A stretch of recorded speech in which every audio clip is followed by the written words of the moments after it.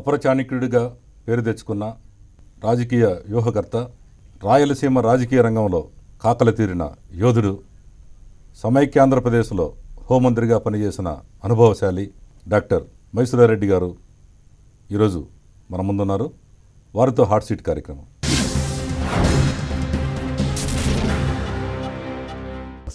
నమస్తే సార్.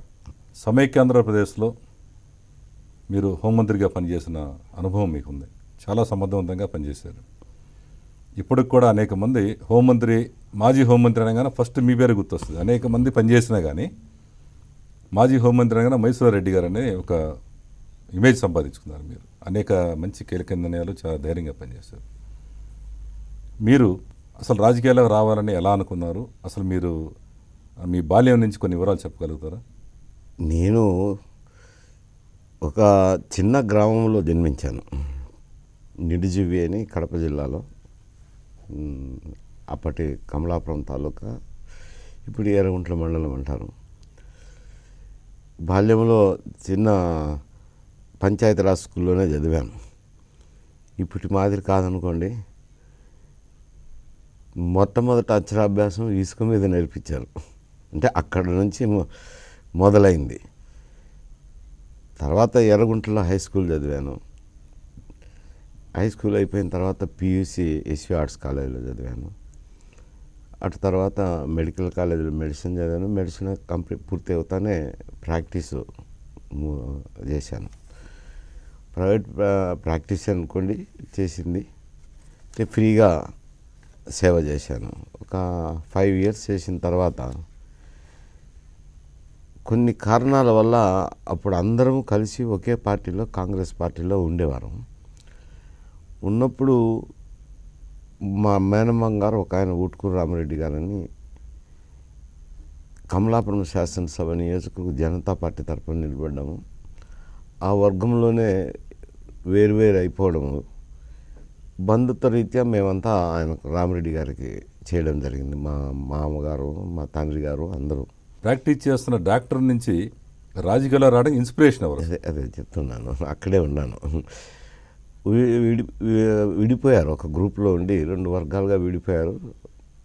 విడిపోయిన తర్వాత ఈ ఒక వర్గంకు నాయకులంతా అప్పుడు జనతా పార్టీ అధికారంలోకి రావడము, తర్వాత పడిపోవడము, మళ్ళీ ఎన్నికలు రావడము జరిగింది. ఎన్నికలు రావడం జరగడంతో పార్లమెంట్ అభ్యర్థిగా ఒక వ్యక్తి మూర్తి గారని నిలబడ్డము, ఇంకొక ఆయన లోక్దళ్ తరపున రఘునాథ్ రెడ్డి గారని బసిరెడ్డి గారి కుమారుడు, మాజీ మంత్రి బసిరెడ్డి గారి కుమారుడు నిలబడ్డాము. మరోపక్క కందులూరు రెడ్డి గారు నిలబడినారు. నిలబడినప్పుడు ఈ ఇద్దరు విడిపోయినారు కాబట్టి ఒక గ్రూప్ కందులూరు రెడ్డి గారికి స్వయాన బంధువులు కాబట్టి వారు కందులూరు రెడ్డి గారికి చేస్తున్నారు. ఈ గ్రూప్కు ఎవరికొకరికి చెయ్యాలా. గ్రూప్ అంటూ ఉన్నాక రాజకీయాల్లో ఎక్కడో చోటు పోవాలి, మనం కూడా సాగించాలంటే ఒక వ్యక్తి కాదు కదా, 10 మంది ఉంటారు గ్రూప్ అన్నాక. అటువంటి సమయంలో మూర్తి గారికి చేయటం జరిగింది. ఆ మూర్తి గారికి చేసే సందర్భంలోనే ఈ రాజశేఖర రెడ్డి గారికి కూడా ఆ దినం ఏర్పాటైన గ్రూపే రాజశేఖర రెడ్డి గారికి గ్రూప్ అయింది. రాజకీయాల్లోకి అని అంటే ఆయన తరపున నేను కూడా ప్రాక్టీస్ చేస్తూ క్యాన్వాస్ చేయటము. క్యాన్వాస్ చేసిన తర్వాత ఈ ఎలక్షన్లు రావడము, గ్రూప్లో నేనైతే బాగుంటుంది, యువకుడి, వైద్యుని అని చెప్పి అందరూ అభ్యసించి గ్రూప్గా ఉంటూ సమితి ఎన్నికలు వచ్చినప్పుడు 81లో సమితి ఎన్నికలు వచ్చాయి. నాకు కొంచెం పంచాయతీ ఎన్నికల్లో సమితి ప్రెసిడెంట్గా అంటే అప్పటికి పరోక్షపు ఎన్నికలు ఉండేవి. పరోక్షపు ఎన్నికలు అంటే ఈ టీచర్ల బదిలీలు ఇటువంటివన్నీ గ్రామస్థాయి రాజకీయం ఎక్కువ ఉంటుంది. అటువంటి రాజకీయం అనేది నాకు ఇంట్రెస్ట్ లేదు. కొంచెం చదువుకున్నాను కాబట్టి ఇంకొక భావాలు ఉంటాయి కాబట్టి. కానీ అవి డైరెక్ట్ ఎన్నికలు కాబట్టి అందరూ ప్రోత్సహించినారు. డైరెక్ట్ ఎన్నికలు కదా, యువకుని కదా, దాదాపు శాసనసభ్యుని స్థాయి కదా ఇది.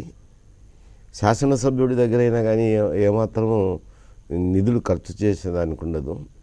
గ్రామానికి వెళ్ళినప్పుడు అభివృద్ధి కార్యక్రమాలు చేయాలంటే కాస్త కుస్త సమితి ప్రెసిడెంట్ చేయగలుగుతారని ప్రోత్సహించి నన్ను అప్పుడు సమితి ప్రెసిడెంట్గా నిలబెట్టారు. గెలిచాను. సమితి ప్రెసిడెంట్గా ఇండిపెండెంట్గానా పార్టీ తరఫున? ఇండిపెండెంట్గా.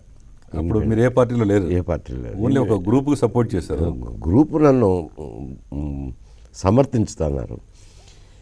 అప్పటి నుంచి ఇంకా రాజకీయాల్లోకి అట్లే ఎంటర్ అయిపోయాను. మీరు ఆ ఎన్నికల్లో పోటీ చేసి విజయం సాధించారా? 10,000 మెజార్టీ, మొట్టమొదటి 10,000 మెజార్టీ విజయం సాధించారు. సాధించిన మీరు తర్వాత ఏ రాజకీయ పార్టీలో జాయిన్ అయ్యారు మొట్టమొదటి? అంటే అప్పుడు ఉన్నది ఒకటే పార్టీ, కాంగ్రెస్ పార్టీ. ఇంకా వేరే పార్టీలు ఏమీ లేవు. అంజయ్య గారు ముఖ్యమంత్రిగా ఉన్నారు. ఆయన కూడా కాంగ్రెస్ పార్టీ తరఫున టికెట్లు ఇచ్చినట్లేదు. గెలిచిన వారంతా మా వారని డిక్లేర్ చేసుకున్నారు. ఎవరు గెలిస్తే వాళ్ళు మా పార్టీ. జిల్లా పరిషత్కు మాత్రం అప్పుడు టికెట్ పెట్టినారు. మీరు మొట్టమొదటిగా కాంగ్రెస్ పార్టీలో అడుగుపెట్టినప్పుడు రాజశేఖర రెడ్డి గారు అప్పుడు ఆల్రెడీ ఉన్నారా, మీ తర్వాత వచ్చారు ఆయన పార్టీలోకి? ఇప్పుడు ఆయన 78వ సంవత్సరంలో శాసనసభ్యులయ్యారు. నేను 81లో సమితి ప్రెసిడెంట్ అయ్యాను. అంటే మీకంటే 2 సంవత్సరాలు ఆయన 3 సంవత్సరాల ముందర శాసనసభ్యులయ్యారు. అప్పుడు ఆయన రెడ్డి కాంగ్రెస్ తరపున నిలబడినారు. మళ్ళీ తర్వాత ఆయన కూడా కాంగ్రెస్లో చేరినారు. చేరిన తర్వాత చెప్పాను కదా మీకు, ఒక సందర్భంలో ఈ డివిజన్ అయినాక మూర్తి ఎన్నికలు చేయాలని. బహుశా ఈరోజు కూడా నాకు గుర్తు, కడపలో ఒకటి ప్రతాప్ లాడ్జ్ అని ఉండే.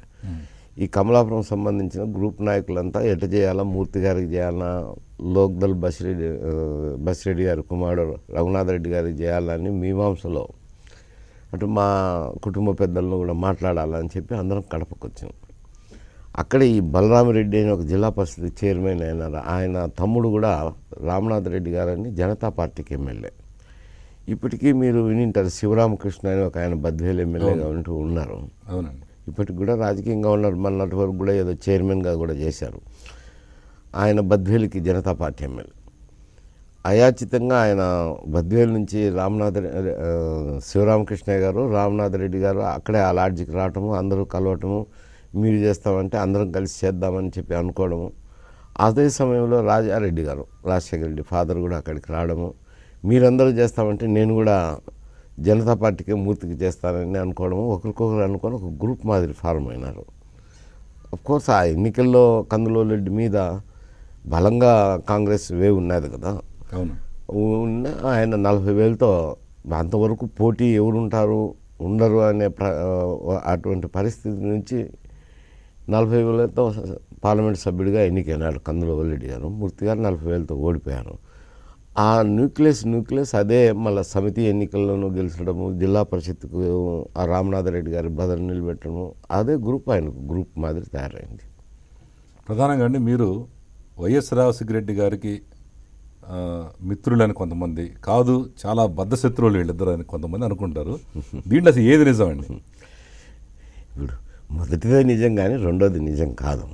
చిన్న చిన్న అభిప్రాయ భేదాలు ఉండొచ్చు కానీ ఈ బద్ధశత్రువులం అయితే కాదు. వాస్తవం రాజకీయ అభిప్రాయ భేదాలు కొన్ని ఉన్నాయనేది అది వాస్తవం, నేను కాదని లేను. ఉన్నా కానీ మీరు ఆయన శ్రేయస్సు కోరి రాష్ట్ర రాజకీయాల్లో రమ్మన్నారు. అంటే అప్పటికేం లేదు, మంచి మిత్రులు మంచిది. 89 to 94 జరిగిన సంఘటనలో కొంచెంలో ఇటు అటు వచ్చిన అభిప్రాయాలు ఉండొచ్చు, రాజకీయ అభిప్రాయాలే కానీ మరి బద్ధశత్రువులైనంత అభిప్రాయ భేదాలు కాదు. అయితే మీరు మొట్టమొదటిగా ఆయన ముఖ్యమంత్రి అయినప్పుడు మీ యొక్క సంతోషపడ్డారా, లేదంటే ఎట్లా, మీరు ఎలా ఫీల్ అయ్యారు మొట్టమొదటి రాజశేఖర రెడ్డి ముఖ్యమంత్రి అయినప్పుడు? ఒక నిర్ణయం అంటూ తీసుకోవటం జరిగింది. నేనేం చెప్పానంటే ఆయన కలిసి చెప్పాను, ఇక్కడ కాంగ్రెస్ గవర్నమెంట్ వచ్చే అవకాశం ఉంది, మెండుగా కనపడుతున్నాయి. జిల్లా రాజకీయాలు చూసుకున్నప్పుడు అప్పటికే కందులూరెడ్డి వర్గంలో ఉన్నారు. అది నేను పాత చరిత్ర చెప్పాను చూడండి. ఆ జిల్లా పరిషత్ ఎన్నికలకు అప్పుడు కందులూరెడ్డి వర్గంలో ఉన్నారు. రవీంద్రారెడ్డికి అంత కాస్త కుస్త బంధువు కావాలంటే వరదరాజరెడ్డి వాళ్ళంతా ఉన్నారు. తర్వాత వచ్చి మనలో కలిసినారు. కొన్ని ఏదో మనకు విభేదాలు వచ్చిండొచ్చు, అవి చిన్నవిలేండి. రేపు పొద్దున నువ్వు కూడా భవిష్యత్తు దృష్టిలో పెట్టుకోవాల్సింది ఉంటుంది. కాంగ్రెస్ పార్టీ అధికారంకి వచ్చినప్పుడు, క్యాబినెట్ మేకింగ్ అప్పుడు అందరము ఒకే సామాజిక వర్గానికి చెందిన వాళ్ళం. నువ్వైతేనేమి, నేనైతేనేమి, అటు రవీంద్రారెడ్డి అయితేనేమి, ఇటు రకరకాల వాళ్ళం ఉన్నాము. ఇందరిని సమకూర్చుకోవాలంటే ఒకరికి ఇస్తే ఒకరు బాధపడతాను. ఎందుకు వచ్చింది ఈ ఇబ్బంది లేకుండా పోతుంది, నేను పార్లమెంటుకు పోతాను అని నన్ను అడిగాను. పార్లమెంటుకు పోతాను, ఇక్కడ నీకు కూడా సమస్య ఉండదు, ఒకవేళ పోకుండా ఇక్కడ ఉండడం మంత్రి గింత్రి చేయకుండా అంటే సీనియర్లుగా ఉండి ఈ ట్రాన్స్ఫర్లు ఇటువంటివన్నీ బదిలీలు ఇవన్నీ చేసుకుంటా కూర్చోవడం అంటే అది కొంచెం ఏం బాగుంటుంది. ఇంతవరకు లైమ్ లైట్లో ఉన్నాము శాసనసభలో. బ్యాక్ బెంచర్గా కూర్చొని రూలింగ్ పార్టీ అన్నాక ఎటు తిరిగి అది మాట్లాడేది తక్కువ ఉంటుంది. బ్యాక్ బెంచర్గా కూర్చుండేదానికంటే నేను పార్లమెంటు పోతా, అప్పుడు ఇక్కడ నీకు ఇబ్బంది లేకుండా పోతుంది క్యాబినెట్ మేకింగ్ అప్పుడు అని కూడా సలహా చెప్పాను. ఏదో మాట్లాడదాంలే అన్నారు. అది పరిస్థితుల ప్రభావం వల్ల నేను అటు వెళ్ళిపోవడం జరిగింది తెలుగుదేశం. అయితే తెలుగుదేశం పార్టీలో ఒక ప్రధానంగా మీరు వెలుగొందారు. అసలు మైసూర్ రెడ్డి గారు అంటే ఒక దాదాపుగా ఒక నంబర్ 2 అనే పరిస్థితికి మీరు వచ్చారు. నంబర్ 2 కాకపోతే 3 ఒక ప్రధాన వ్యక్తిగా మీరు ఉన్నారు. అలాంటి పార్టీని మీరు వీడడానికి కారణాలు ఏమై ఉంటాయి? నేనంటే పార్టీని అయితే వీడలేదు, కానీ ఆ రోజు ఆయనకు చెప్పాను, ఎందుకంటే యాక్టివ్ పాలిటిక్స్ అంటే నాకు కష్టం అవుతుంది, మీకు ఏదైనా అవసరాలు ఉంటే పిలువండి, తప్పకుండా చేసి పెడతాంటానులే అని చెప్పాను. సరేలేండి అని అన్నారు. దాని మీద ఏం మాట్లాడలేదు. నేను ఇక్కడ కొంచెం ఒత్తిడి ఎక్కువగా ఉన్నది రమ్మని, అయినా కానీ నేనైతే ఒక నిర్ణయం తీసుకోలేదు. అదినం కనీసం బ్రేక్ఫాస్ట్ కన్నా వస్తాడో లేదో రాదో అడుగు అని ఒత్తిడి చేస్తానంటే ఏం బ్రేక్ఫాస్ట్కి పోయేదానికి ఏముంది పెద్ద సమస్య. రాజకీయ నాయకులు నాకు ఎక్కడైనా తిరుగుతుంటారు కదా, బ్రేక్ఫాస్ట్కే కదా అని పోయాను. బట్ ఆయన కూడా ఏదో సిబిఐ ఎంక్వైరీకి రావడము, ఆ కలకలము అదంతా ఉన్నది. సరే, కానీ నేను బ్రేక్ఫాస్ట్ కూడా చేయలేదు. చేయకముందు ఎవరో ఫోన్ చేశారు నాకు బయట నుంచి, ఏందా నిన్ను సస్పెండ్ చేసినారు అంటే, ఏంటికి ఎవరు సస్పెండ్ చేసినారు, ఎందుకు అని, తెలుగుదేశం నుంచి అని. నేను తెలుగుదేశం నుంచి నన్ను సస్పెండ్ చేసేది ఏముంది, ఆయనకే చెప్పినాను కదా, నేను యాక్టివ్గా ఉండలేనండి, ఏదైనా అవసరాలు పడితే పిలువండి, తప్పకుండా వచ్చి సలహా చెప్పిపోతాను చెప్పినాను. నేను నన్ను సస్పెండ్ చేసేది ఇంకంటే ఏదైనా రాజ్యాంగబద్ధమైన పదవులు అయితే కనుక శాసనసభ్యుడో పార్లమెంట్ సభ్యుడో మంత్రులు అయితే అది రాజ్యాంగబద్ధంగా రాజీనామాలు ఇవ్వాల్సింది ఉంటుంది కన్సర్న్ అథారిటీకి. పార్టీకి ఏ సంబంధం లేదు. ఈ పార్టీకి ఏదో చెప్తారు చాలేదనుకుంటారు అంతే, దానికి రాజీనామాలు అనేవి ఉండవు. అంటే ప్రధానంగా అప్పుడు మీ మీద తెలుగుదేశం వాళ్ళు చేసిన ఆరోపణ ఏంటంటే, రాజ్యసభ సభ్యుడిగా రెండోసారి నామినేట్ చేసే అవకాశం లేదని చెప్పారు కాబట్టి మీరు ఆ పార్టీని వీడారని. అది నిజమా కాదు? ఆ ఆరోపణ రాలేదు, ఎక్కడ ఆ ప్రస్తావన వచ్చేదానికి అవకాశం లేదు. తెలుగుదేశం వాళ్ళు ఆరోపణ చేసిన దాఖలాలు కూడా నాకు ఎక్కడ కనపడలేదు అండి. ఎందుకంటే అక్కడ ఒక మారు ఇచ్చినాక రెండో మారు అనేది జనరల్గా సహజంగా జరగదు కాబట్టి ఊహించుకోవడము ఆశించుకోవడం కూడా మన తప్పు అవుతుంది. కానీ ఇంకా ఎందుకు ఏదో క్వైట్గా ఉందామనుకున్నాను. అంటే నాకు రాయలసీమ ఉద్యమం చేసింది ఒక పక్క, చాలా రోజులుగా ఏదైనా పుస్తకం రాద్దామనేది ఉన్నాయి. ఇంకా కొన్ని రాజకీయ జీవితంలో ఉన్న విశ్లేషణలు అయితేనేమి ఒక పుస్తకాలు రాసుకుందాము, వ్యాసంగం చేసుకుందాము. అప్పుడు ఆర్టికల్ కూడా రాసిన కొన్ని పత్రికలకు. అటువంటి కార్యక్రమం చేద్దామని అనుకొని వచ్చిననే కానీ ఏదో పార్టీలో చేరాలి, ఇంకొక పదవులు కాల, ఈయన పార్టీ తెలుగుదేశం పార్టీలో నాకు పదవి లేదని అనుకొని వచ్చిన బాపత్ మాత్రం కాదు. తెలుగుదేశం పార్టీలో మీరు ఉన్నప్పుడు జగన్ 1,00,000 కోట్లు సంపాదించాడని ఒక ప్రచారం దానికి జరిగింది. దానికి ముఖ్య భూమిక మీరే పోషించారని ఆ రోజు పత్రికలు కానీ ఛానల్స్ కానీ ప్రజలు కానీ అందరూ అనుకున్నారు. నిజమేనా? ఇది ముఖ్య భూమిక మీరే పోషించారు అంటే ఇటువంటి ప్రశ్న చాలామంది వేశారు. అప్పుడు డిబేట్స్లోనూ వచ్చింది, తర్వాత ఎవరన్నా ఛానల్లో మొదలు పెట్టినప్పుడు కూడా ఏ ఒక సీట్స్కి తీసుకున్నప్పుడు ఇటువంటి ప్రశ్నలు వేశారు. చాలా మటుకు చెప్పాను సమాధానం. కానీ అది ఆ దినము అప్పటి పరిస్థితుల్లో ఏదో ఒక ఉంటుంది కదా, మార్కెట్లో ఒక విధమైన అభిప్రాయం ఉంటుంది. ఆ అభిప్రాయాన్ని అంచనాలు వేసి ఏదో ఇరిగేషన్లో అందు కొన్ని ఉంటాయి కదా సమస్యలు, ఎక్కడ ప్రభుత్వం ఉన్నా ఉంటాయి. ఆ ఉన్న సమస్యల మీద అంచనా కట్టి ఏదో కొంచెం ఏదో 2,000-3,000 కోట్లు ఉండొచ్చు అనేది ఒక అంచనా వచ్చింది. వచ్చిన తర్వాత అక్కడ పనిచేస్తున్న వాళ్ళు 3,000 రాస్తే సార్కు నచ్చితే కనీసం 30 రాయకపోతే పోదా అని అన్నారు. ఆయన కూడా ఇప్పుడు వేరే ఛానల్లో పనిచేస్తున్నాడు. 30 రాసుకొని పోతే ఆయన 30 కాదు నాకు తెలిసి 1,00,000 కోట్లు అన్నాడు. నన్ను అడిగారు ఏంటి రాయాలి సార్ అంటే, ఏముంది 3ది 30 చేసినావు, 30 లక్ష చేసింది ఏముంది, ఏదో ఒకటి రాసిపో అని చెప్పాను. అంతేగాని దాంట్లో నేనంత దాంట్లో చేసింది లేదు. అది కొన్ని మార్కెట్లో ఉన్న వ్యాప్తిలో ఉన్న వార్తలను బట్టి చేసిన పని. అంటే మీరు ఉన్నది ఓపెన్గా మాట్లాడతారు మొదటి నుంచి కూడా, ఛానల్లో కూడా అన్ని చూస్తూ ఉంటాం మేము. ఓపెన్గా మాట్లాడతారు కాబట్టి మీరు సరదాగా అన్నది నిజంగా తీసుకొని రాశారంటారు. సరదా కాదు, మార్కెట్లో ఉన్నదాన్ని బట్టి ఏదో దానికింత దీనికింత అంచనాలు వేసి ఒక 3,000 ఉండొచ్చులేవా అన్నాను. ఏం సార్ 3,000 చాలా తక్కువ కదా అన్నారు. మరి ఇంక తక్కువ కదా అంటే నేనేట పెంచమంటావా? మందదనం ఉందా దాన్ని పెంచేదానికి?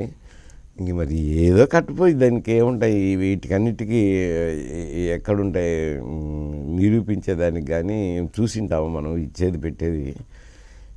ఏదో రాయిలా అన్నాను. వాళ్ళు ఏదో అటు చేసి ఇటు చేసి దాన్ని అంతా ఇన్ఫ్లేట్ చేసి 30,000కి రాసుకున్నారు. ఆయనకు చూసినప్పుడు లేదు లేదు నా దగ్గర ఆధారాలు ఉన్నాయి, 1,00,000 కోట్లు. సరే లీడర్ చెప్పినాక రాసేవాడిది ఏముంటుంది, ఏదో 1,00,000 కోట్లు అంకేసినాళ్ళండి. అదే అంత అయితే ప్రచారం మాత్రం ఇదంతా మీరే చేసినట్టుగా అప్పుడు అందరికీ తెలుసు. ఎప్పుడు ఖండించారా దీన్ని మీరు? నేను చేయలేదని నేను చెప్పాను, ఆ రోజే చెప్పాను. ఎవరు తెలుగుదేశం ఒక ఆయన అన్నారు, అంటే ఇది జరిగింది, మీరు ఇటువంటివన్నీ మీరు మాట్లాడడం తప్పు, మీ మీ మీ మీ మీకే ఇబ్బంది కానీ నాకు జరిగే నష్టం ఏమి ఉండదు అని కూడా చెప్పినాను. మీరు గెలికే కొద్దీ నేను చెప్పాల్సింది వస్తుంది, నిజాలు చెప్పాల్సింది వస్తుంది. దాని సమస్య లేకపోతే నేనేం చెప్పాల్సిన అవసరం కూడా నాకు ఉండదు. ఎందుకంటే ఎవరినైనా నేను అనేది రాజకీయాల్లో ఉన్నాక మనం ఎక్కడన్నా ఉంటే ఒక నిబద్ధత అనేది కల్పించుకోవాలి. కానీ లేని అభాండాలు వేస్తే ఎవరం ఊరుకోం కదా. మాకేం పట్టింది ఊరుకోవడానికి? నువ్వు నా మీద అభాండం వేసినావు అంటే తప్పకుండా నేను నిజంగా ఎలగక్కాల్సింది వస్తుంది, అది నీకే నష్టం జరుగుతుంది. అంటే ఆ భాగం ప్రశ్నలో వాళ్ళకే నష్టం జరిగింది అంట. ఎవరైతే ప్రశ్న వేస్తారో వాళ్ళకి నష్టం జరుగుతుంది. ఇప్పుడు వాస్తవాలు ఏంటో ఉంటాయి. రాజకీయ పార్టీల్లో ఉన్నప్పుడు వివిధ రకాల వ్యూహాలు ఉంటాయి, మాట్లాడే విధానాలు, దాని వ్యూహం రూపొందించుకోవడంలో ఉంటాయి. అవి అనవసరంగా ఒకరిని ఏదో బదనాం చేయాలనుకుంటే వాడు నిజం చెప్తే బదనాం ఏదో ఉంటుంది, పార్టీకి నష్టం జరుగుతుంది. ఇంకా ఎక్కడ కూడా అదే జరుగుతుంది. కరెక్ట్. వైఎస్ జగన్ జైల్లో ఉండి వైఎస్ఆర్ పార్టీ దిశానిర్దేశం లేని సమయంలో టీడీపీని వీడి జగన్ పార్టీలోకి వచ్చిన మైసూర్ రెడ్డి గారి గురించి మరిన్ని వివరాలు తెలుసుకునే ముందు చిన్న బ్రేక్.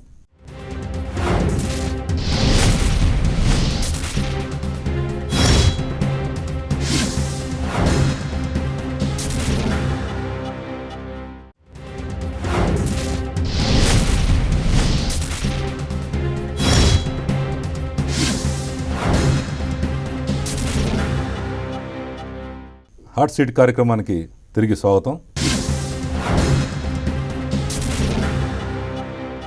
మైసూర్ రెడ్డి గారు, మీరు మంచి వ్యూహకర్త. జగన్ గారి పార్టీలో జాయిన్ అయినప్పుడు అందరూ అనుకున్నది ఏంటంటే మైసూర్ రెడ్డి గారు లాంటి ఒక ముఖ్యమైన నాయకుడు, ఒక పవర్ఫుల్ లీడర్, వ్యూహకర్త ఈ పార్టీలోకి వచ్చాడంటే చంద్రబాబు సంబంధించిన టక్కు టమారా విద్యలనేవి ఆయనకు తెలుసు. వచ్చే ఎన్నికల్లో ఆయన చంద్రబాబు ఎలాంటి వ్యూహాలు వేసినా కానీ తిప్పికొట్టగల సామర్థ్యం ఒక మైసూర్ రెడ్డి గారికి ఉంది.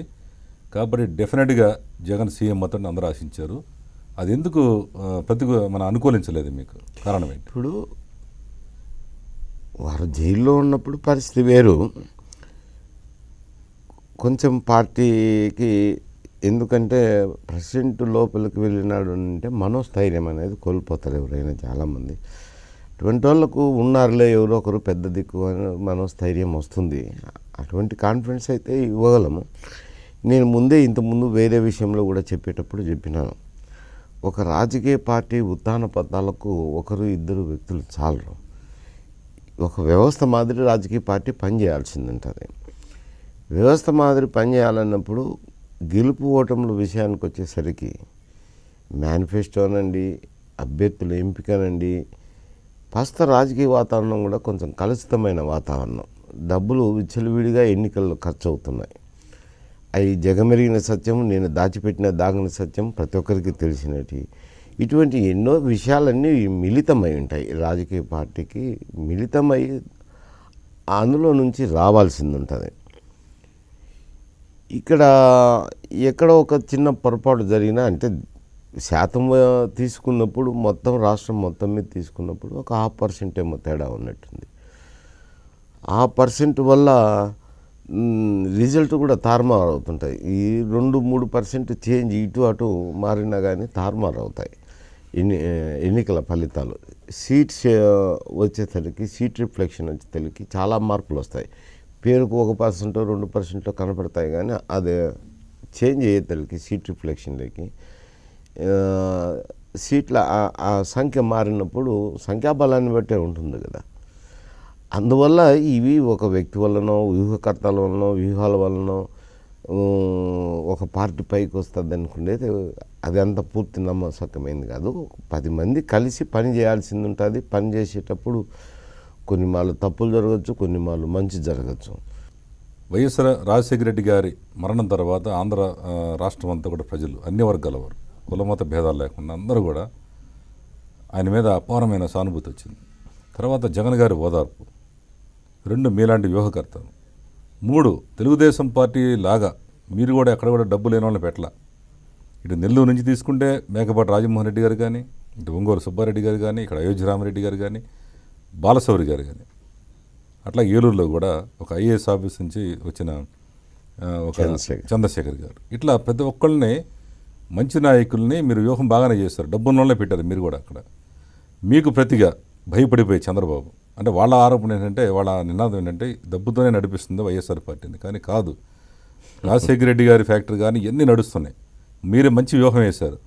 అక్కడ అభ్యర్థి దొరక్క చిత్తూరు జిల్లా నుంచి తీసుకొచ్చిన ఒక 100 కోట్లు కొమ్మరించే వ్యక్తిని తీసుకొచ్చి మీ బాలశౌర్యమే పెట్టారు అక్కడ.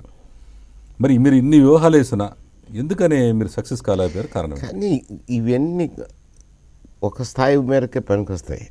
అభ్యర్థుల ఎంపిక కానీ ఇవన్నీ కూడా ప్రజల్లో కూడా ఎప్పుడు ఎట్లుంటుంది అని అంటే 2 వర్గాలుగా విడిపోయి ఉంటారు. గ్రామ స్థాయికి వచ్చి తెలికి అంటే విడిపోవడం అంటే కొన్ని చోట్ల ఘర్షణ వాతావరణం ఉండొచ్చు, కొన్ని చోట్ల మాటామంతి లేకపోయి ఉండొచ్చు, కొన్ని చోట్ల మాట్లాడుతున్నా మళ్ళీ ఎవరి పార్టీనే వారికి వెళ్ళేటి, ఇట్లా రకరకాల స్థాయిల్లో వివిధ స్థాయిల్లో 81 నుంచి నేను చూస్తున్నాను. 81 నుంచి కూడా తెలుగుదేశం పార్టీ ఏర్పడినాక తెలుగుదేశము కాంగ్రెసు ఇటువంటివన్నీ ప్రజల్లో బాగా ఉన్నాయి.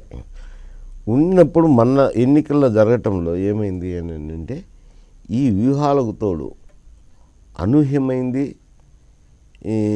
ఈ రాష్ట్రాన్ని విభజించబడడం. ఈ విభజనలో భాగంగా ఆ పాపం అంతా కాంగ్రెస్ పార్టీ మీద పడ్డాం. ఎందుకంటే వహించాలండి, తప్పు చేసిన తర్వాత ఆ బాధ్యత వహించాల్సిందే, దానికి వచ్చే కష్టాలను భరించాల్సిందే, దాని వచ్చే నష్టాలను భరించాల్సిందే ఉంటుంది. కాంగ్రెస్ పార్టీ తుడిచిపెట్టుకోవడంతో కాంగ్రెస్ వెంట ఉన్న ఓటు కూడా తెలుగుదేశంకు జాయిన్ అయింది. ఆంధ్రప్రదేశ్లో ప్రస్తుత జనాభా సంఖ్యలో అత్యధికంగా కాపు ఓటర్స్ ఉన్నారు. ఎస్సీలు కాపులు ఉన్నారు. జగన్ పార్టీ తెలుగుదేశం పార్టీ కంటే కాపులకు ఎక్కువ సీట్లు ఇచ్చింది. వాళ్ళకంటే దాదాపు 7 సీట్లు ఎక్కువ ఇచ్చింది. మరి 8 సీట్లు ఎక్కువ ఇచ్చినా కానీ కాపులు ఎందుకు నమ్మలేకపోయారు జగన్ గారిని? కారణం ఏంటంటే దానికి అంటే నేను ఇది విధమైన కారణం అంటూ నేను చెప్పలేను, కానీ చాలామంది నాకు కూడా కాపు నాయకులు అయితేనేమి చాలా పరిచయాలు ఉన్నాయి, మంచి పరిచయాలు ఉన్నాయి, మంచి సంబంధాలు ఉన్నాయి, మంచి మిత్రులు ఉన్నారు. రాజకీయంగానే కాదు, కాపు సంఘంలో అయితేనేమి ఇతరత్ర చాలామంది నాయకులు బాగా నన్ను ఇష్టపడే వాళ్ళు ఉన్నారు, అభిమానించే వాళ్ళు ఉన్నారు. నాకు కూడా వాళ్ళ మీద అంటే ప్రేమాభిమానాలు ఉన్న వ్యక్తినే. కారణాలన్నీ ఏమి అడిగితే బహుశా ఏం చెప్పలేకున్నారు, ఎందుకు జరిగింది అని అంటే వాళ్ళు కూడా విశ్లేషణ చేయలేకున్నారు. జూపూడి ప్రభాకర్ గారు ఇదే మన ఛానల్లో ఇంటర్వ్యూలో మాట్లాడుతూ ఈరోజు ఆయన ఒక విషయం చెప్పాడు. నేను ఓడిపోవడానికి కారణం అక్కడ సుబ్బారెడ్డి గారు, అట్లాగే అంబటి రాంబాబు గారు ఓడిపోవడానికి కారణం కూడా ఎవరో ఒక వ్యక్తి అయి ఉంటాడు. అక్కడ మాలాంటి వాయిస్ వినపడే వ్యక్తులకి ఈ పార్టీలో స్థానం లేకుండా కొన్ని వర్గాలు కుట్ర పని మమ్మల్ని ఓడించారన్నారు. దీని మీద మీరేమంటారు? పార్టీలోంచి వెళ్ళిపోయినారు, ఆరోపణలు చేయొచ్చు. ఇప్పుడు ఎవరి ఓటమికి ఇంకొకరు బాధ్యత ఉంటారని నేను అనుకోను. ఎందుకనంటే నేను ఎన్నిక అయిపోయిన తర్వాత ఇంకా రిజల్ట్ రాకముందు కూడా ప్రభాకర్తో మాట్లాడటం జరిగింది. కొంచెం ఏదో ఎగ్జిట్ పోల్స్లో కొంచెం టైట్ కార్నర్లో ఉన్నట్టుంది, ఏం జరిగింది ఏమిటి అని నేను అడిగాను. గెలుస్తాను సార్ గ్యారంటీగా అని అన్నారు. మంచిదిలే గెలిస్తే, ఓటింగ్ కౌంటింగ్ అప్పుడు జాగ్రత్తగా చూసుకున్నాను. కానీ ఓటింగ్ కౌంటింగ్ అయిపోయిన తర్వాత ఓట్ల శాతాన్ని చూసినప్పుడు ఎంపీ కంటే కూడా ఎమ్మెల్యేకి ఎక్కువ వచ్చినాయి ఆ నియోజకవర్గంలో. వైఎస్ఆర్ కాంగ్రెస్ పార్టీ కాపులకి అత్యధిక ప్రాధాన్యత ఇచ్చిన మాట నిజమే. చాలామంది నమ్మండి రాంబాబు కానీ అట్లాగే మన సీట్లు కూడా ఎక్కువ సీట్లు ఇచ్చారు ఎక్కువ కదా, ఇచ్చారు. తెలుగుదేశం కంటే కూడా సీట్లు ఎక్కువ ఎక్కువ ఇచ్చారు. డెఫినెట్గా ఆ పార్టీ అధికారంలోకి వస్తుందని నమ్మారు అనేక మంది. చివరి నిమిషంలో చంద్రబాబు వ్యూహంగా పవన్ కళ్యాణ్ దగ్గరికి వెళ్ళి ఆయనే బతిమలాడి తీసుకొచ్చాడు కాబట్టి కొద్ది శాతంతో మీ పార్టీ ఓడిపోయిందని అందరూ అనుకుంటున్నారు. ఇది నిజమేని మీరు భావిస్తారా? అంటే ఇవి ఎట్లుంటుందంటే కర్ణుని సావుకు 1000 శాపాలు అన్నట్టు ఇక్కడ అపజయానికి ఆ ఒక్క కారణమే నేను అనలేను. ఇప్పుడు ఎందుకంటే కొన్ని ప్యాకెట్లలో ఉండొచ్చు, ఈస్టు వెస్ట్ కొన్ని చోట్ల ఉండొచ్చు, బలేం ఉండొచ్చు, ఆ ప్రభావం చూపిండొచ్చు, చూపకపోయి ఉండొచ్చు. దేనికి నేనేం ఇది అదే అని ఇదమిద్దంగా, ఎందుకంటే వారిని అడిగినప్పుడే ఎందుకు కొంచెం ఈ విధంగా జరిగింది అన్నప్పుడు దానికి కావలసిన కారణాలు వాళ్ళు కూడా విశ్లేషణ చేయలేకపోయినారని నేను చెప్పాను కదా. అదొకటే కారణం అని నేను చెప్పలేను, ఎందుకంటే మిగతా ప్రాంతాలు చాలా చోట్ల ఆయన ప్రభావం లేని ప్రాంతాలు కూడా ఉంటాయి కదా. ఆయన నేను ఎందుకంటే ఎన్నికల్లో గెలుస్తామనే ధీమాతో ఆయన ఎన్నికల బరిలోకి దిగలేదు. రాష్ట్ర రాజధాని గురించి ఇప్పుడు వాస్తవంగా ఈ ప్రకాశం జిల్లాలో వేస్ట్గా చాలా ల్యాండ్స్ ఉన్నాయి, దానికి ₹1 కూడా చెల్లించవసరంలా.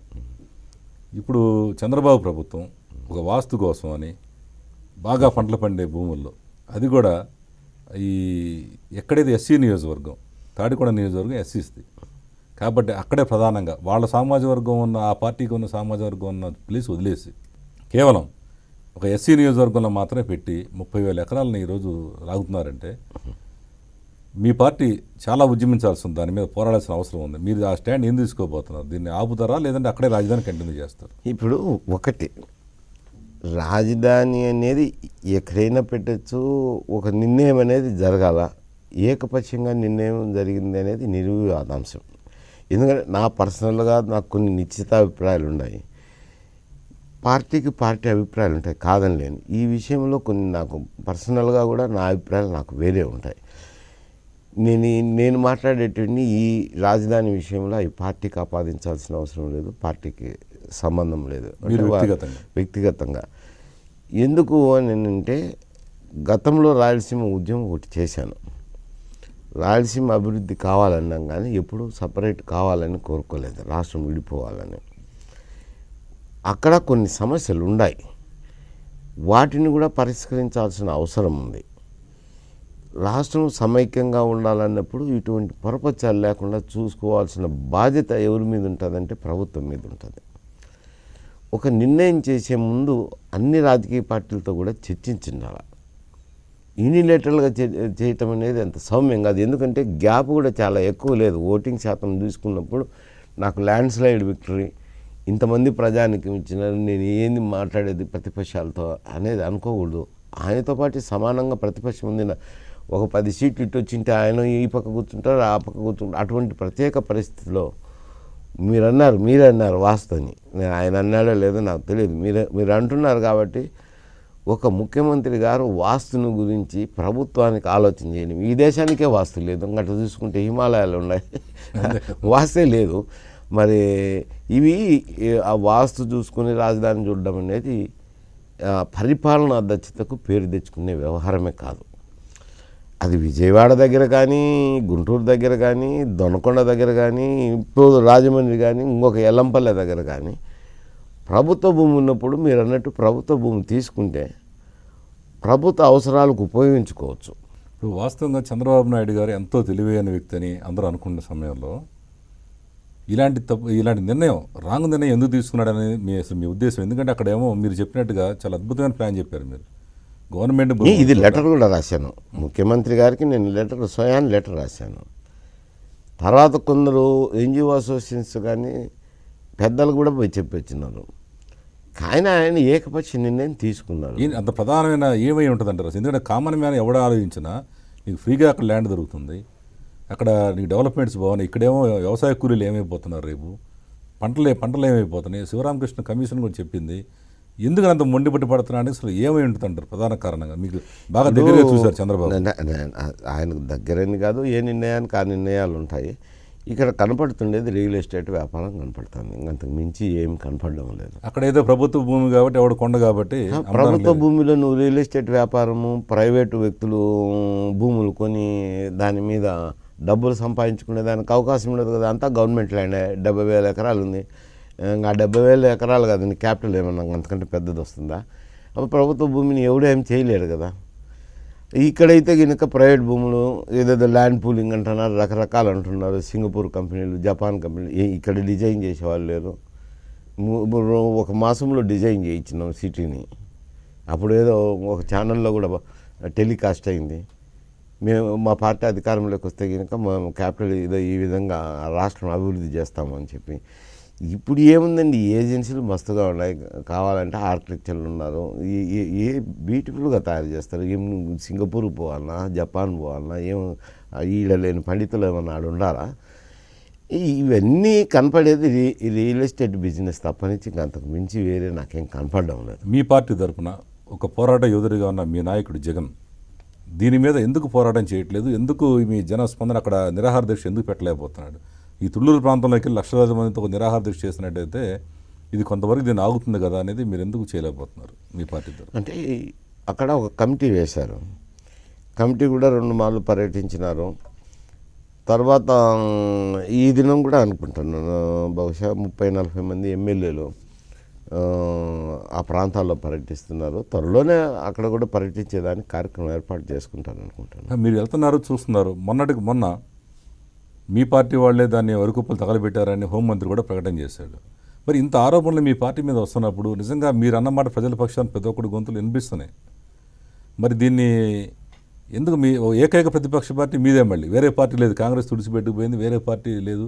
మరి ఇలాంటి పరిస్థితుల్లో ప్రధాన బాధ్యత మీ మీద ఉంది. ఈరోజు ప్రజా సమస్యల మీద, ముఖ్యంగా రాజధాని మీద దీన్ని ఎంతో తీవ్రంగా ఒత్తిడి తేవాలి. ఎందుకంటే రోజు అక్కడేమో అయిపోతుంది రాజధాని అంటున్నారు, మరి మీరేమో అంత పవర్ఫుల్గా వెళ్ళట్లేదు. కారణం ఏంటంటే మీరు కూడా మిస్ అయిపోయారు. ఒకటి నేను ఒక వ్యక్తితో అన్నాను, నేను పేరు చెప్పకూడదు, చెప్పడం లేదు, అంత భావ్యం కూడా కాదు. ఈ పంట కుప్పలు కానీ గడ్డివాములు తగలబెట్టడం అనే దానికి పెద్ద దానికి ఇన్ఫ్రాస్ట్రక్చర్ అవసరంలే. ఎవడైనా కానీ 10 రూపాయలు ఇచ్చి కిరసనాయిలు ఇచ్చి కనుక పోయి రాత్రిపూట 2 లిక్కర్ బాటిల్ ఇచ్చి తాగిపోయి అగ్గిపుల్ల గీసి వస్తాడు.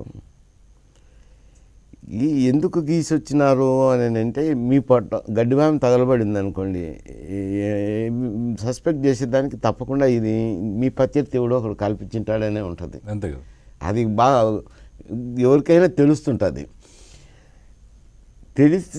తెలిసిన తర్వాత ఆ ప్రత్యర్థుల మీద, రాజకీయ ప్రత్యర్థుల మీద ఆరోపణలు చేసేది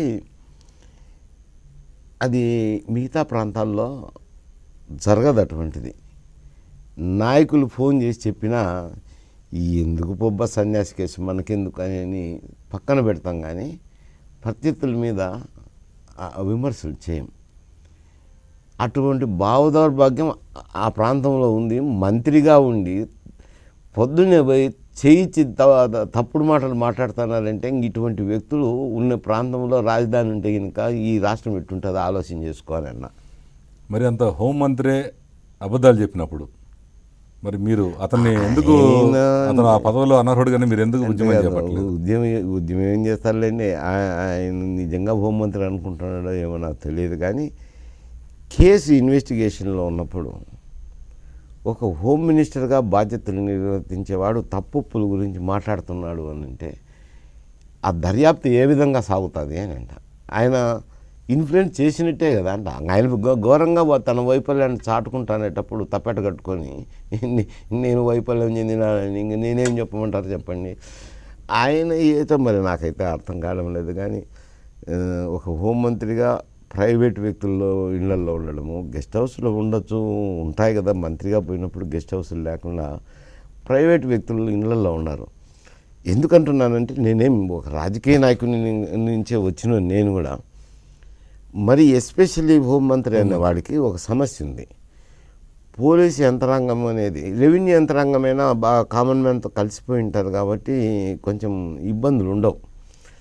ఎంఆర్ఓ వచ్చి నేను మంత్రిగా అడిగిపోయినప్పుడు ఎంఆర్ ఆడ కూర్చున్నా కానీ 10 మంది మాట్లాడు ఏం ఎంఆర్ఓ గారు బాగున్నారంటారా మాట్లాడుతుంటారు సహజంగా, వాళ్ళు కూడా ఫీల్ కారు. కానీ ఒక ఎస్ఐని అక్కడ కూర్చోబెట్టలేం కదా. అంతే కదా. కూర్చోబెడితే రేపు పొద్దున అతను ఈ సామాజికంగా తప్పుడు పనులు చేసే వాళ్ళని ఎట్లా కంట్రోల్ చేయగలుగుతాను? అది ఒక వ్యక్తుల ఇళ్ళల్లో ఉన్నప్పుడు ఈయన హోంమంత్రి కాబట్టి ఈయన ప్రోటోకాల్ ప్రకారము డిఎస్పీనో ఎవరో రావాలి కదా. అది అగౌరవపరిచినట్టు అవుతుంది హోంమంత్రిని. ఒక డిఎస్పీ అనే వ్యక్తి వచ్చి ప్రైవేట్ వ్యక్తి ఇంట్లో నువ్వు ఉంటే లోపల ఉంటే బయట అతను కూర్చుంటే నీ దగ్గర అయితే వచ్చి కూర్చోడు కదా డిఎస్పీ. బయట కూర్చుంటే ఆ పోస్ట్కి ఏం మర్యాద ఇప్పించినట్టు? అది నువ్వు గుర్తెరగాల అంట. నన్ను కూడా ఫస్ట్ టైం నేను హోంమంత్రిగా నేను కడపకు వెళ్ళినప్పుడు ఎస్పీ వచ్చి రిసీవ్ చేసుకున్నారు. సరే నేను మరుసటి రోజు నేను పిలిపించి చెప్పాను, నేను ఫోన్ చేసినప్పుడు నువ్వు రా గెస్ట్ హౌస్కి, నేను ఫోన్ చేయకుండా మీరు రావద్దు. సార్ మీరు హోంమంత్రి జిల్లాకు వచ్చినప్పుడు సొంత జిల్లాకు వచ్చినప్పుడు నేను లేకుంటే ఎట్టాను? కాదులే అదంతే, నేను ఒక బాధ్యత నిర్వహించేటప్పుడు ఆ బాధ్యత నువ్వు సక్రమంగా నిర్వర్తించేదానికి నేను అవకాశం కల్పించాలా, నువ్వు రావద్దు. నేను ఫోన్ చేసినప్పుడు రా, ఏమన్నా అవసరాలు ఉంటే పిలిపిస్తాను, అప్పుడు రాలే. ఎవరన్నా ఒక ఓల్డ్ మ్యాన్ ఎస్ఐని రిటైర్ కాబోతున్న నెయ్యిలే, ఏమి ఇబ్బంది లేదు, నేనేమనుకోను ఫోన్ అని చెప్పిన. అంటే మనం ఆ శాఖకు మనం గౌరవం కల్పించాలి. కానీ ఆయన అనుకుంటున్నప్పుడు ఆయన హోంమంత్రి ఆయన నిర్వహించుతున్నాడు, అది అందులో సెన్సేషనల్ కేసు. ఒక రాజధానికి సంబంధించిన ప్రాంతంలో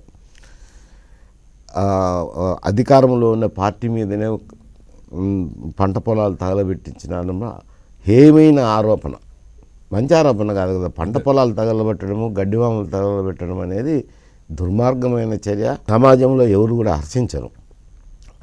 అటువంటి పనులు చేసినారని ఒక ఆరోపణ ఆ పార్టీ మీదనే ఉన్నప్పుడు, ఆ పార్టీకి సంబంధించిన హోంమంత్రిగా ఉంటూ నువ్వు అటువంటి స్టేట్మెంట్ ఇస్తే ఆ దర్యాప్తు ఎట్ట జరుగుతుంది అనుకోవాలా, ఏం జరుగుతుంది అనుకోవాలా, నీ ఏమనాలా చెప్పు. అక్కడ ఆ ప్రాంతంలో రాజధాని పెడుతుంటే ఏమనుకుంటారు చెప్పండి వాళ్ళ గురించి. ఒక మంత్రి పత్తిపాటి పుల్లారావు మాట్లాడడం కానీ, హోంమంత్రి మాట్లాడడం కానీ, ఆ మాటలు మాట్లాడితే ఎవరైనా కానీ వాళ్ళు ఏం మాట్లాడుతున్నారో కూడా అర్థం లేకుండా వాళ్ళ ఇంటిగ్రిటీనే పోగొట్టుకున్నారు అంట. అంతే కదా. నేను కామెంట్ చేసేది ఏముంటుంది. హాట్ సీట్ కార్యక్రమంలో ఇప్పుడు చిన్న బ్రేక్.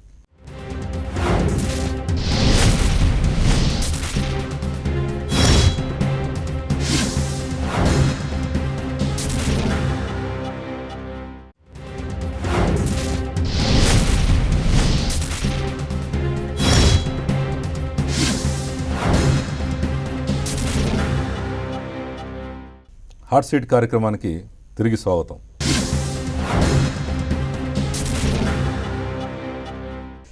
ఈ పార్టీ నుంచి చాలామంది వెళ్ళిపోతున్నారు ఆఫ్టర్ ఎన్నికల తర్వాత. వాడు ఓడిపోనండి లేదా ప్రభుత్వం రాలేదని కారణం ఏమైనా కానీ ఈ పార్టీని బాగా అభిమానించి ఒక మంత్రి పదవి త్యాగం చేసిన సురేఖ గారు బిఫోర్ ఎన్నికల ముందే, అట్లాగే కొండతాల రామకృష్ణ, దాడి వీరభద్ర గారు, ఇప్పుడు మొన్న గట్టు రామచంద్ర తెలంగాణ, సరే తెలంగాణ ఆస్పెక్ట్ అంటే వేరే అనుకోండి, జూపూడి ప్రభాకర్ గారు, ఈ రకంగా ఇంతమంది ప్రముఖులందరూ కూడా వెళ్ళిపోతే ఏమంటున్నారంటే జగన్ వైఫల్యాలు చెప్పి వెళ్తున్నారు. ఆయన ఎవరితో సరిగ్గా మాట్లాడని, పెద్దలకు రెస్పెక్ట్ ఇవ్వడని, ఇదే పరిస్థితిలో. మరి మీరు ఒక పెద్దలుగా వయసు రీత్యా కానీ, అనుభవ రీత్యా కానీ, ఒక మేధావిగా కానీ మీకు నిజంగా ఆయన రెస్పెక్ట్ ఇస్తాడా లేదా?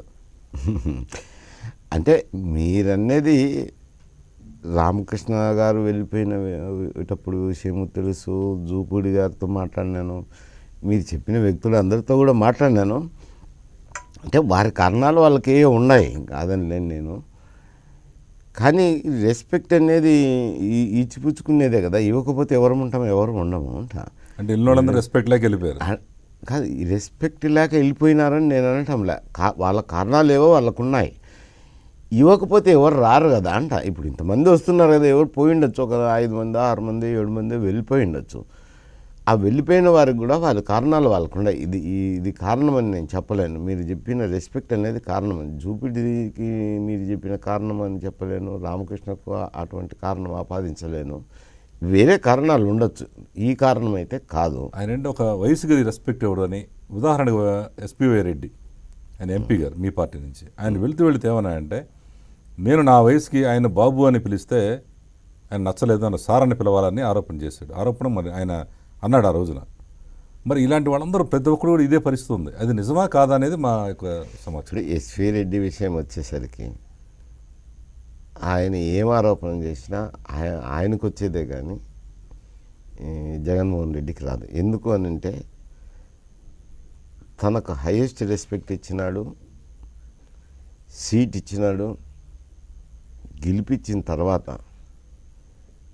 ఆయన వ్యాపార లబ్ధి కోసము, లైసెన్సుల కోసము, ఇంకో దానికోసము మరుసటి రోజే వెళ్ళటం అనేది ఆయన సీనియారిటీ, గౌరవం అగౌరవం అనే ప్రశ్నే ఉదయించదు. ఎందుకంటే ఆయన చేరింది సమైక్య ఆంధ్ర బిల్లు ప్రవేశపెట్టే ముందర చేరినాడు. ఒక వ్యాపారవేత్తగా ఉన్న మీ పార్టీకి ఎంతో సపోర్ట్ చేసి మీ వెంట ఉండి సిబిఐ జడి లక్ష్మీనారాయణ గారు కూడా ఫైట్ చేశాడు ఒక వ్యక్తి, రఘురామకృష్ణరాజు. ఆయన మన ఛానల్లో మాట్లాడుతూ ఇదే విషయం ఆయన చెప్తున్నాడు. మీరు ఎందుకు వెళ్ళిపోయారని అంటే, నన్ను రెస్పెక్ట్ ఇవ్వకుండా కనీసం 3 గంటల సేపు బయట కూర్చోబెట్టాడు నన్ను అని. ఈ రకమైన ఆరోపణ మాకు వస్తున్న డౌట్ ఏంటంటే, ఇంత పెద్ద మీరు ఏంటంటే మీ వ్యక్తిత్వం అందరికీ కూడా నచ్చుతుంది. మీరు ఒక హోంమంత్రి కానీ ఈరోజు కూడా మీరు నచ్చకపోతే ఛానల్లో ఇది పీకేసి వెళ్ళిపోయిన రోజు ఉంది, నాకు రెస్పెక్ట్ అని. అలాంటి మీరు అక్కడ నిజంగా అడ్జస్ట్ అవుతున్నారా లేదా? కాదు, నేను చెప్తాను కదా, నా వరకు నేను ఇంత ఇది స్పేడు, ఇది ఆసు. స్పేడ్ కావాల్సింటే స్పేడ్ తీసుకో, ఆసు కావాల్సింటే ఆసు తీసుకో. ఆసు తీసుకున్నా నేను ఏమనుకోను, స్పేడ్ తీసుకుని ఏమనుకోను. కానీ నేను ఒక్కొక్కరిని విశ్లేషణ చేస్తా పోతే అది అంత నాకు భావ్యంగా ఉండదేమో. అందుకనే నేను చెప్పిన ఆయన ఒక్కరిని గురించి. ఎందుకంటే పార్టీల నుంచి బయటికి పోయిన వ్యవహారం కానీ, ఆయన వచ్చిన వ్యవహారం కానీ, ఆయనకి ఇచ్చిన రెస్పెక్ట్ని కానీ, ఆయన కేవలం స్వార్థ చింతనతో పోయి ఇటువంటి ఆరోపణ చేసినారు అని ఒక మీకు మచ్చుకో ఒకటి చెప్పినాను. అందరినీ నేను విశ్లేషించకపోవడం కాదు. ఎందుకంటే రకరకాల కారణాలు ఉండొచ్చు, దానికి కూడా చెప్పాను. వారి అభిప్రాయాలు వారు అనుకుంటుండేది కరెక్ట్ అని వారు అనుకోవచ్చు, పార్టీ అనుకుంటుండేది పార్టీ కరెక్ట్ అనుకోవచ్చు. అది వాస్తవానికి దాని గురించి కాదు. ఎందుకంటే ఇతని విషయంలో క్లియర్గా ఉంది, ఎస్పీ రెడ్డి విషయంలో. రాజశేఖర రెడ్డి గారి మరణం జరిగి దాదాపు 6 సంవత్సరాలు అవుతుంది, 5 సంవత్సరాలు కంప్లీట్ అయిపోయింది. ఇప్పుడు కూడా ఓదార్పు యాత్రలు కంటిన్యూ అవడంలో అసలు ఉద్దేశం ఏంటంటే, నిజంగా ఓదార్పు యాత్ర చేయదలుచుకున్న 1 సంవత్సరం 6 నెలలు అందరినీ కలిసి రావచ్చు మనం వెళ్ళి. అసలు అదే కంటిన్యూ చేయడం వల్ల మీ పార్టీ నష్టం లేదా? అది రాజశేఖర రెడ్డి గారు చనిపోయిన తర్వాత ఆయన మరణాన్ని షాక్ తట్టుకోలేక చనిపోయిన వ్యక్తులను అది గతంలో ఎన్నికలకు ముందు ఓదార్పు చేశారనుకుంటా. ఇప్పుడు అనంతపురం పోయింది రైతులు ఆత్మహత్యలు చేసుకున్నాడు కాబట్టి వారిని పోయినారు. ఈ యాత్ర ఇప్పుడు తెలంగాణలో కంటిన్యూ శర్మిల గారు చేస్తున్నారు కదా, దాన్ని కంటిన్యూ చేస్తున్నారు. అప్పుడు వారికి అప్పుడు చేయలేదు కాబట్టి పోతున్నారు. అదే అంటే ఒక వ్యక్తి జనరల్గా మనం తెలిసిన వాళ్ళు చనిపోయినప్పుడు ఇప్పుడు అంటే ఎవరమైనా అండి, మీరు చెప్పేదాంట్లో మీరు చెప్పేదాంట్లో నేను కాదనిలేను. ఒక వ్యక్తి చనిపోయిన రోజు దహన సంస్కారాలు జరగకముందే పోయి చూడడం అనేది ధర్మం. అది వీలు కానప్పుడు చిన్న కర్మకో పెద్ద కర్మకో లోపల పోయి చూస్తాము. ఇంకా అది వీలు కాకుండా ఎక్కడన్నా విదేశాల్లో ఉన్నప్పుడు the first opportunity we will avail. అది చాలా రోజులు కొనసాగించలేము. అది ఇక్కడ ప్రత్యేక పరిస్థితుల్లో, రాజకీయ పరిస్థితుల్లో జరుగుతుండొచ్చులేండి. జగన్ పార్టీలో గతంలో వాయిస్ బాగా అనిపిస్తుండేవాళ్ళు అధికార ప్రతినిధులుగా అంబటి రాంబాబు, వాసిరెడ్డి పద్మ, ఇలాంటి గొంతులని ఇప్పుడు ఎక్కువ వినిపించట్లేదు స్క్రీన్ మీద. ఎవరన్నా కంట్రోల్ చేశారా, లేదంటే ఓన్లీ జగన్ ఒక్కడే ఎలివేట్ అవ్వాలని కారణం ఏమిటి? కంట్రోల్ ఏం చేయలేదు ఎవరిని. అంబటి రాంబాబు ఎన్నికల్లో నిలబడినాడు కాబట్టి స్థానికంగా కొంత టైం డివోట్ చేసుకోవాల్సింది ఉంటుంది. ఆయన నియోజకవర్గానికి కూడా టైం స్పెండ్ చేయాల్సింది వస్తుంది కాబట్టి ఇక్కడ ఎక్కువ చేసేదానికి లేదు. అప్పటికి ఆయన బాగా లైమ్ లైట్లో అఫీషియల్ స్పోక్స్ పర్సన్గా మాట్లాడుతున్నప్పుడు ఛానళ్ళ ముందు కానీ మీడియాలో కానీ మాట్లాడుతున్నప్పుడు అప్పటికి ఆయన అభ్యర్థిగా నిల్చోలేదు. తర్వాత సత్తెనపల్లికి వెళ్ళాడు కాబట్టి ఎన్నికల్లో గెలవటమో ఓడటమో జరిగిన తర్వాత కూడా కమిట్మెంట్ అనేది ఉంటుంది కాబట్టి స్థానికంగా కొన్ని సమస్యలు ఉంటాయి కాబట్టి చూసుకోవాల్సిన అభిప్రాయం. అందువల్ల అంత టైం ఇక్కడ డివోట్ చేయలేకపోతుంది. వాసిరెడ్డి పద్మ గారు అయితే సామాన్యంగా పాల్గొంటుంటారు. ఆమె ఛానల్లో ఉంది, చాలా చోట్ల పాల్గొంటుంటారు. ఆమెదేం సమస్య లేదు. ఇప్పుడు ప్రస్తుతం ఉన్న ఎమ్మెల్సీ ఎన్నికల్లో మీ పార్టీ విజయం సాధిస్తుందని మీరు భావిస్తున్నారా?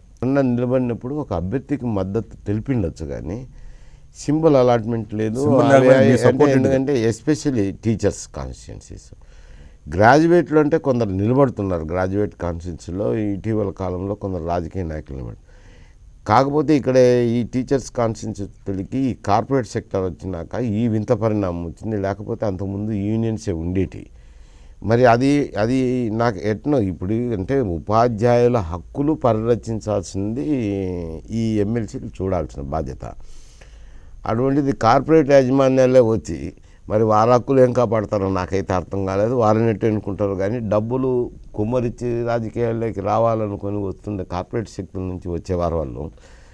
అటువంటిది నేను రాజకీయ పార్టీలకు ఆపాదించదలుచుకోలేదు. ఏదన్నా మద్దతు తెలిపిండొచ్చు, పార్టీలుగా కంటెస్ట్ చేసేదానికి లేదు. అందుకని ఈ టీచర్స్ గ్రాడ్యుయేట్ ఎన్నికలు తీసుకునేదానికి లేదు. కానీ లోకల్ బాడీ ఎలక్షన్లు పొలిటికల్గా తీసుకుంటాం. తప్పకుండా లోకల్ బాడీ ఎలక్షన్లు రాజకీయ పరంగా ఆలోచన చేస్తారు, రాజకీయ పరంగా కంటెస్ట్ చేస్తుంటారు కూడా. తర్వాత ఎమ్మెల్యే ఎన్నుకునే కోటా నుంచి వచ్చే దీంట్లో ఈ రెంటిల్లో రాజకీయ పార్టీలు పాల్గొంటాయి. కానీ ఇది వింత పరిణామాలు. ఈ కార్పొరేట్ సెక్టార్లు డబ్బులున్నోళ్ళు ధన ప్రభావం ఉన్నోళ్ళు వచ్చినాక ఈ రెండు చోట్ల వస్తున్నారు. అంత ముందు లేదు. ప్రస్తుతం తెలంగాణలో వైఎస్ఆర్ కాంగ్రెస్ పార్టీ పరిస్థితి ఏంటి? అసలు ఉనికి ఉంటుందా, పూర్తిగా కోల్పోతుందా? జిహెచ్ఎంసీ ఎలక్షన్లో మీ స్టాండ్ ఏంటి? ఇప్పుడు ఈ అక్కడ ఒక యూనిట్ అంటూ ఏర్పడింది. అక్కడ అధ్యక్షులుగా పొంగులేటి శ్రీనివాసరెడ్డి ఉన్నాడు. వారు కూర్చొని నిర్ణయాలు తీసుకుంటారు కదా. జిహెచ్ఎంసీ ఎన్నికలు కానీ ఇతరత్ర పార్టీని బలోపేతం చేయడంలో కానీ ప్రొసీడ్ అవుతున్నారు కదా. తప్పకుండా పార్టీని ఉంచాలనే, పార్టీని బలోపేతం చేయాలనే యూనిట్ కూడా సపరేట్ చేసినారు, వారి ఆఫీసును సపరేట్ చేసినారు. వారు కూడా కూర్చొని నిర్ణయాలు తీసుకుంటూనే ఉన్నారు. 2019లో మీ పార్టీ తప్పకుండా అధికారంలోకి వస్తుందని మీరు భావిస్తున్నారా? ఇప్పుడు మొన్న ఓడిపోయినప్పుడు కూడా సీట్లు తక్కువ వచ్చాయి. నేను ఓడిపోయినారని కూడా చెప్పను, ఎందుకంటే మార్జిన్ ఈజ్ వెరీ లెస్. అన్ని ఈవెన్ సీట్ రిఫ్లెక్షన్ చూసుకున్నప్పుడు కూడా పెద్ద ల్యాండ్ స్లైడ్గా మెజారిటీ ఏమి లేదు. బొటాబొట్టిగా సరి సమానంగానే ఉన్నారు ప్రతిపక్ష పార్టీ కానీ అధికార పార్టీ కానీ. కాకపోతే ఈ ఐఏఎస్ ఐపీఎస్ ఏదైతే ఈ యంత్రాంగం ఉందో వారి వెకిల్ చేష్టల వల్లనే ఇటువంటి సమస్యలన్నీ ఉత్పత్తి అవుతాయి. మంత్రి వస్తే కనుక కలెక్టర్ పోయి డోర్ తెరుస్తాడు, కానీ శాసనసభ్యుడు వస్తే కనుక ఫోన్ చేస్తే బాత్రూంలో ఉన్నారని చెప్తారు కలెక్టర్లు. బుద్ధి ఉందనుకోవాలన్నా జ్ఞానం ఉందనుకోవాలా ఏమన్నా అనుకోని ఈ మాట టెలికాస్ట్ అవుతుంది. అందుకని పర్పస్ఫుల్గా అంటున్నాను. అంత స్థాయి చదివిన తర్వాత శాసనసభకు వచ్చి జవాబు చెప్పే మంత్రి పెద్దోడా, ప్రశ్న అడిగేవాడు పెద్దోడా? అడిగేవానికి చెప్పేవాడు లోకు అంటారు. సామర్థ్యం ఉంది. ఇప్పుడు కూడా జవాబు చెప్పుకోవాల్సింది వస్తుంది. తను చేసిన నిర్ణయంను మంత్రి జవాబు చెప్పుకోవాల్సింది ఉంది. మంత్రి కానీ ముఖ్యమంత్రి కానీ జవాబు చెప్పుకోవాల్సిన పరిస్థితుల నుంచి నువ్వు అటువంటి శాసనసభ్యుడు ఫోన్ చేస్తే నువ్వు బాత్రూంలో ఉన్నానంటావు, తప్పించుకొని తిరుగుతావు, పలకవు, ప్రోటోకాల్ పాటించవు. అదే శాసనసభ్యుడు రేపు నా మంత్రి అయి కూర్చుంటానే ఆమెను మరి డోర్లు తెరుస్తావు. ఏమనుకోవాలి వీళ్ళను? అందువల్ల ఇటువంటి ప్రత్యేక పరిస్థితులు ఏర్పడుతున్నాయి. ఇటువంటి ఈ తారతమ్యం ఎందుకు క్రియేట్ చేస్తున్నారంటే బ్యూరోక్రసీ క్రియేట్ చేస్తున్నారు. తప్పకుండా నెక్స్ట్ టైం 2019లో గెలిచేదానికి తప్పకుండా అవకాశం ఉంది. ప్రధానంగా ప్రస్తుతం జరుగుతున్న రాష్ట్రంలో అందరి చర్చ ఏంటంటే వైఎస్ జగన్ త్వరలో బీజేపీ పార్టీలో ఈ పార్టీని కలిపేస్తాడని, తన కేసులను విముక్తి పొందుతాడని అనుకుంటున్నారు. నిజమేనా? ఇప్పుడు అటువంటి మనస్తత్వం ఏమంటే అప్పుడు కాంగ్రెస్ పార్టీలో పోయింది కదా. ధిక్కరించి వచ్చి పార్టీ పెట్టి నడుపుకుంటానేటప్పుడు ఇటువంటి లేదన్న వదంతులైతే అపవాదులైతే ఉన్నాయి.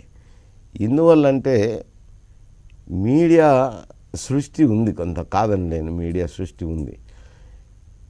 అతనికి కలపాల్సిన అవసరం లేదు.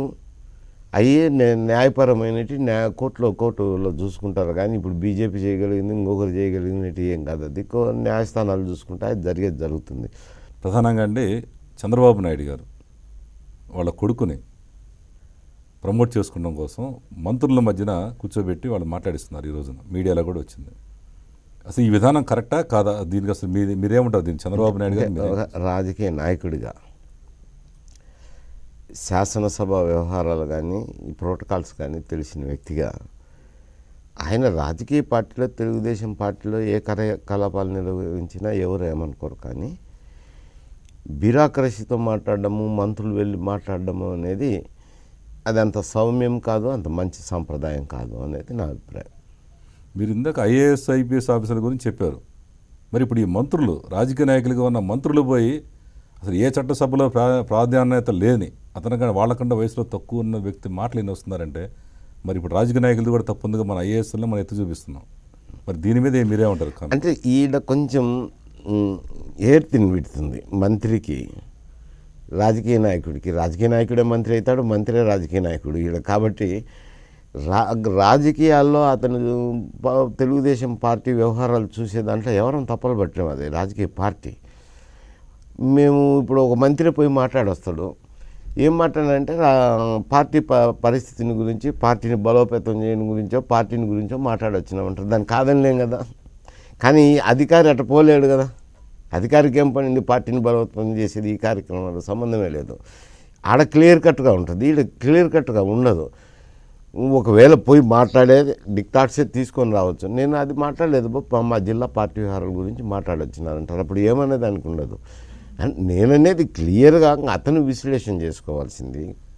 ముఖ్యమంత్రి గారు ఆయన కుమారులో విశ్లేషణ చేసుకొని రాజకీయ పార్టీని నడిపించడంలోనూ పార్టీ వ్యవహారాల్లో జోక్యం చేసుకునేదాన్ని ఎవరిని తప్పలు పెట్టేదానికి ఉండదు.